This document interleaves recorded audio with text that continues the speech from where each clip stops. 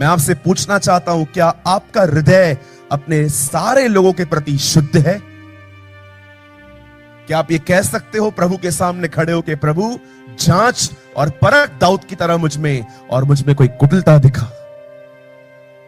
हमारे प्रभु को देखिए, लोग उसे पेटू कहते थे, लोग उसे पियक्कड़ कहते थे, लोग उसे शैतान कहते थे, लोग उसे बालजबूल कहते थे, लोग उसे शेड्यूल कास्ट सामरी कहते थे, वो उसे क्या क्या कहते थे, क्रूस पे भी उसे चढ़ा रहे थे, मसीह है तो नीचे उतर। पर आपने देखा उसने हर एक के प्रति अपने आप को कितना शुद्ध रखा था। मैं आपसे पूछना चाहता हूं, क्या आपके मुंह से अपने ही भाई बहनों के प्रति बुराई बंद हुई? मैं आप में से बहुत सारे लोगों को अपनी आत्मा में आज पहचान रहा हूं। आप में से बहुत लोग हैं जिन्होंने बहुतों को माफ नहीं किया। आपके अंदर कड़वाहट है, और वो कड़वाहट टाइम टू टाइम आपके अंदर से बाहर भी निकलती है।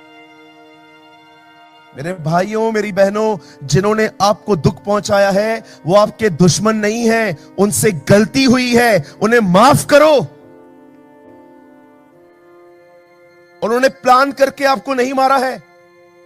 अगर कोई दुष्ट है, कोई आपको प्लान करके परेशान करता है, उसने एक प्लान बनाया है आपको डिस्टर्ब करने का, मैं आपको कहता हूं ऐसों से दूर रहो। लेकिन जिनसे गलतियां हुई हैं उन्हें तो माफ करो,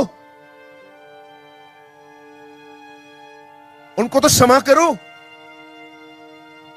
किसी को न क्षमा करके, मैं आपको बताना चाहता हूं, वो नहीं, आप खुदा से दूर जाओगे। आज घर जाओगे ना, एक बोतल लो या एक जार ले लो, उसमें तेजाब डाल दो, अगले दिन निकाल के देखना, तेजाब को कुछ नहीं होगा, जार खराब हो चुका होगा आपका, कोई फर्क नहीं पड़ेगा उससे। आप खुदा से दूर हो जाओगे। पुराने नियम में वे बलिदानों को लेके अल्टर पे जाते थे, वेदी के सामने जाते थे, उसे काटते थे और खुदा के सामने चढ़ाते थे। आप जानते हो पुराने नियम में बलिदान मरा हुआ रहता था, पर नए नियम में पौल कहता है अपने आप को जीवित चढ़ाओ।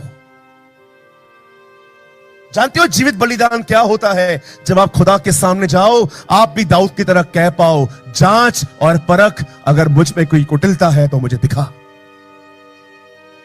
जब तू अपना बलिदान वेदी पर लाए और तुझे पता चले तेरे भाई के अंदर या तेरे अंदर कोई विरोध है, अपना बलिदान छोड़ दे। वहीं पर यीशु ने कहा, आप एक मुंह से परमेश्वर की स्तुति और एक मुंह से परमेश्वर की लोगों की बुराई नहीं कर सकते। देखिए उसके भाइयों ने इसके साथ क्या किया, उसे मारा पीटा, खुद का खून मार रहा है उससे। लेकिन मैंने पूरे कलाम पाक में नहीं पढ़ा कि यूसुफ ने अंदर से उन्हें गालियां दी, यूसुफ ने कहा तुम तड़प तड़प के मरोगे। यूसुफ ने उनको श्राप नहीं दिया, वो चुपचाप वहां बैठा रहा। मैं आप में से हर एक को बताना चाहता हूं, क्यों यूसुफ चुप रहा, क्यों शांत रहा? क्योंकि वो उस खड्डे में परमेश्वर को भी देख रहा था।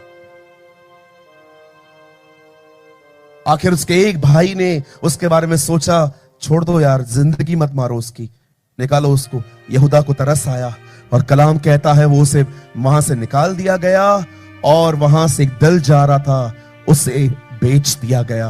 अब ये लोग इसे खरीद करके एक बाजार में ले गए कहीं और बेचने के लिए। एक लड़का जिसे परमेश्वर ने उसे प्रतिज्ञाएं दी थी, उसकी हालत देखो क्या हुई। उसका खुद का खून उसे बेच रहा है। पहले इसको बेचा, अब ये किसी और को बेचने के लिए जा रहे हैं उसे। वहां पर खड़ा था और वहां पर एक आदमी आता है, उसका नाम था पोतीफर। अब वो वहां पर जाता है उसके घर के अंदर एक बॉय की तरह काम करने के लिए। अब बाइबल बताती है पोतीफर की पत्नी बड़ी दुष्ट थी, भले ही वो शादीशुदा थी, लेकिन वो यूसुफ पे गलत नजर रख रही थी। आइए मैं आपके साथ मैं आपसे पूछना चाहता हूं, इस हॉल में इतने हजारों लोग बैठे हुए हैं, मैं आपसे एक सवाल पूछना चाहता हूं, क्या आप सेक्सुअल मैटर्स में प्योर है?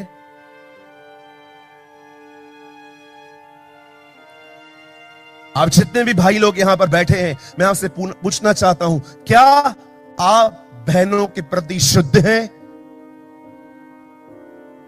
क्या आप ये कह सकते हैं मेरे मन के अंदर किसी भी बहन के लिए कोई अशुद्ध विचार नहीं है? अगर आता भी है तो मैं खुदावन का कलाम बोल के उसे भगाता हूं।